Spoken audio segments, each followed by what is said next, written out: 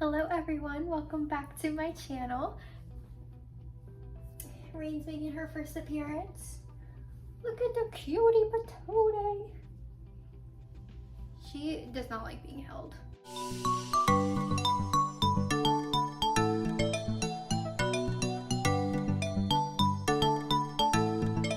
Little life update. It took me a while to get back into YouTube, but I'm really trying to focus on my channel. I love making videos. And can you stop? Y'all, all the distractions. What are you doing? Oh my god. Rain. She loves playing with like pins and straws. It's so weird. Like watch, if I throw it, she'll go chase after it. So about 2 weeks ago, I woke up Sunday around 10 a.m. not feeling good. Took more medicine, and it's been like a month since I've been having my kidney issues, and the medicine made me nauseous, and I'm not even gonna lie, trigger warning, I was vomiting from 10 a.m. until 7 p.m. and that's not even an exaggeration. I thought I was dying and needed to go to the hospital. Little did I know my cure was gonna be a popsicle. I ate a popsicle, like a bomb pop. It was around the 4th of July, and it made me feel so much better. It was so weird. So a couple days later, I ended up passing the kidney stone. Thank God, 'cause I was over it. Then me and my family went to Alabama for the day to go on a beach trip, and I love the beach. And I usually don't tan. I usually don't burn unless it's like my face. And I came home with probably the worst sunburn I've ever had. My face looked like a lobster. And I am pretty dark now, which I'm happy about. But it was dreadful. I couldn't film looking like that. And I'm usually all for like being myself, looking myself. Like I have no makeup on besides mascara. That's probably all under my eye because I've been at work all day. But that was too much for me. Like I didn't even want to be out in public. The very first question I have for today is from Kayla Walker. She asked what my favorite outfit is. Now I didn't know if she specified like a pageant outfit or if she specified like casual outfit. So my favorite go-to outfit, y'all ready for this? I have Scream pajama pants and a big t-shirt. I have two different big t-shirts. One's a big Rolling Stone one and one is a big like Hellfire Club one from Stranger Things. The comfiest thing ever. So if I'm at home wearing that, just bought this from Francesca's, like it's a little like overall thing, and it is so comfortable, and I think that's gonna be my new school style. Pageant wise, my favorite outfit I have ever worn was my white ball gown for nationals in 2023. I do have to sell it, I outgrew it, but if you guys are interested, my link is down in the description box if you wanted to buy it from me. It's still in great condition. I do think that my new favorite pageant outfit will be my nationals gown. I am getting it custom made, first time ever getting a custom made dress, and it is my dream gown. I am so excited. Rain is pulling on my ring light, so. Bethany Inman asked, tips for hair and makeup when you're doing it by yourselves. Love you girl, met her at the Texas pageant, sweetest girl ever. I've always done hair and makeup by myself until this past state pageant. What I've had to do is just learn. I practice in my room, practice with a curling iron. I just did these curls like with a little wand. So like on my days off, or like if I have time to get ready before work, I'll practice curling my hair, practice different hairstyles, things like that. I am not the greatest at hair, but I'm better at makeup. Makeup wise, I found like you have to find the right products for your skin for sure. So I've had pretty much the same makeup routine since I was in like 6th grade. I've just changed like subtle things that are better for you and also make my skin look better. So finding the right products is really, really important. And also they do not have to be expensive. I use a Fit Me foundation, which is like a Walmart brand, and it's amazing on stage. Again, practice, practice, practice. Do not show up to your pageant and do your hair and makeup for the first time there. Especially formal makeup. Eyeshadow is a big thing that can go wrong so quickly, and so is putting on false eyelashes. I've watched people show me products, give me recommendations. Take that all into consideration and just practice. Emily Velez, I hope I'm saying that right, asked, how long did you compete in NAM before you won your first pageant? BTW, you're gorgeous. Thank you so much. I appreciate it. I started NAM in 2015 as a preteen. And then I took a break because I wasn't financially stable enough, my family wasn't financially stable enough, and then COVID happened. So I competed in 2015, I came back in 2021, and then I came back in 2022. I won teen that year in 2022 for Louisiana. So it took me 3 years before I won my first state pageant. And then I gave up my title for teen last year, not thinking I was coming back to NAM this year, but then some other pageant systems went south. I'll say it like that. And I came back to NAM and ended up winning again, which, like, I never want to brag about that because I know some girls, it takes years and years and years to win, but I also think that everything happens for a reason, and I'm glad that God gave me this opportunity to be Miss Louisiana again, and I'm so excited for nationals. Faith Brown asked, don't want to be negative, but what's one thing you don't like about pageants? Also met Faith at the Texas pageant. I love her. She is the cutest. She has the best into fashion like ever. I loved her little interview outfit. Let's see. I don't think that's a negative question because everything has pros and cons.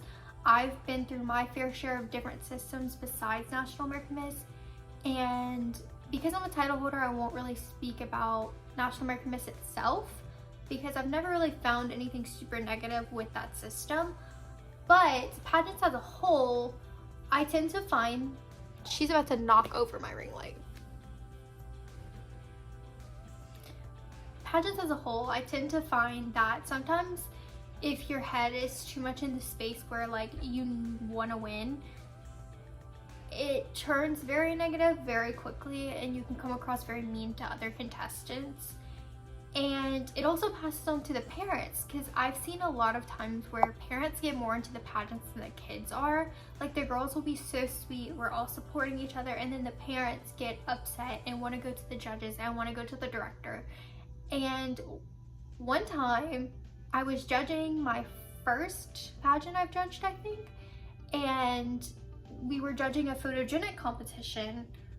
What they did was they gave us all the contestants in that age group's pictures and we just voted for our favorite one amongst the two other judges.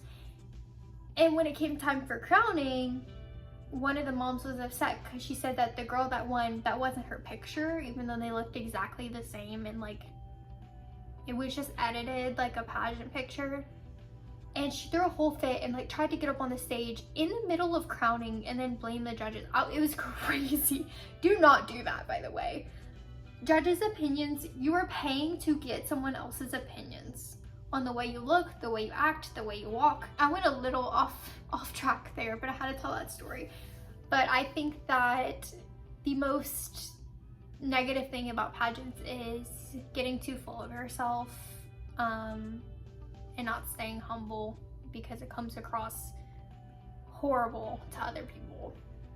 That's why you always gotta look at the bright side and know that everything happens for a reason. Haley asked, what's some formal wear tips? I'm actually making an entire video about formal wear.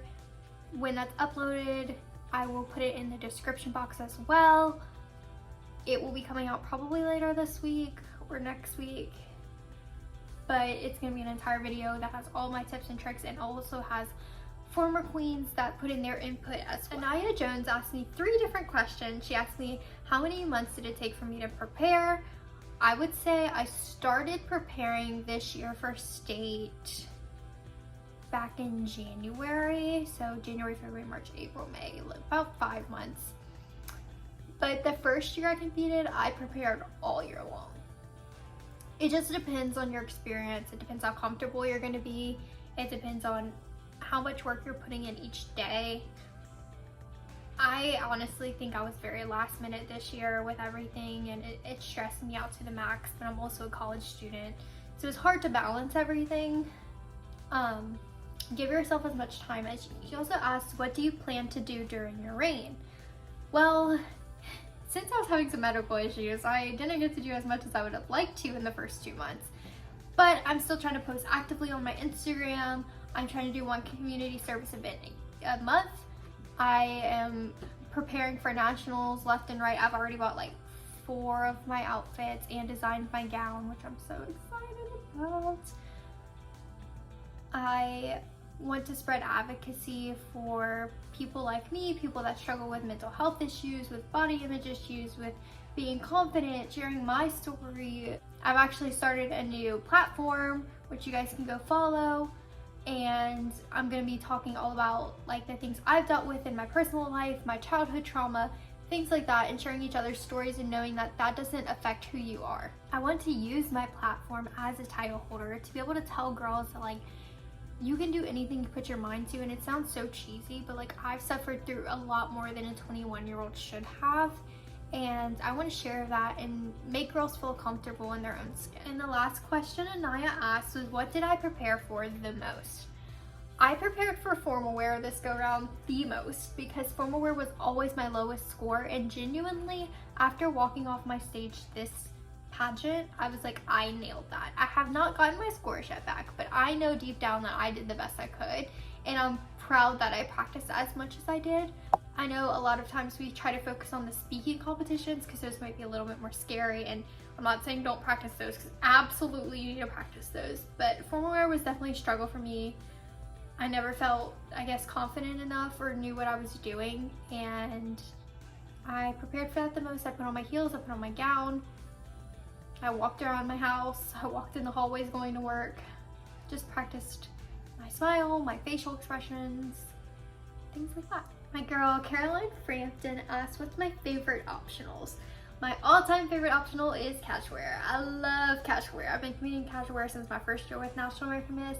I love getting to like strut myself on the stage, show my own like style of fashion. And then at Nationals 2 years ago, I competed in runway for the first time, and I absolutely loved runway because I never get to do runway because I'm short. So that's a really fun one that I like as well. She's literally like, please look at her.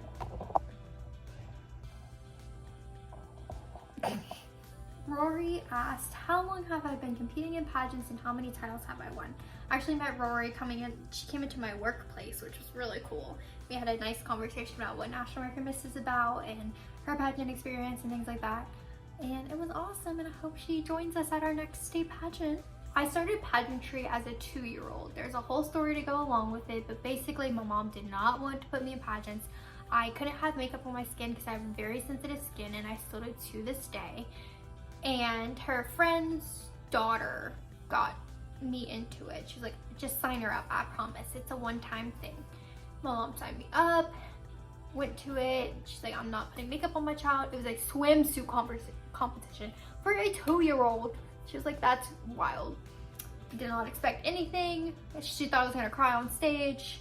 I like strutted my stuff across the stage as a 2-year-old and like spit my pacifier out in front of the judges, and I ended up placing like Ultimate Grand Supreme, which is basically like the winner out of all the age groups, and I had to go to a state competition, won the state competition, and then had to go into a national competition in Canada. And by the way, I'm all like 2 years old, right? Went to a national competition in Canada, placed first runner up, and then stuck with me ever since. Which, telling that story out loud, I just realized that I haven't placed in a top 5 at a national pageant since my very first pageant. That is wild. But I do have a goal for this year for nationals. I keep wanting to speak it into existence. If I don't become the next National American Miss, because it is very tough. I know I believe in myself, and I know I can be a great title holder, but it's up to God's plan. I want to place top 12. The last 2 years I've been at NAM Nationals, I've placed 22nd. 2 years in a row in the All-American and in the American competition, which is crazy because it's like 2 different ball games, and it's 2 different groups of girls, and it's like 2 different numbers of contestants. I placed the exact same in both. And then I also want to place top 5 for one of my optionals and be able to perform at the NAMIs. That would be amazing. If I can remember correctly, I have 33 or 34 now crowns. So out of those, I've probably won about 26, maybe 26 titles, and I've been grateful for all of them ever since. I wasn't a type of girl that like would compete in a pageant every weekend. I would compete in like 1 or 2 a year, and then I actually didn't do pageantry from like 2nd grade to like 5th grade, so I took a break as well. But it's been a big part of my life, and I'm so glad I'm back into it before I age out, and I feel like I came back for a reason. And that's all I have for you guys today. Please stay tuned for my formal wear tip video that'll be coming out very, very soon. I'm also going to make a couple other videos in the next few weeks. I hope you guys stay in touch. Please comment, like, subscribe, share my videos, and see you guys soon.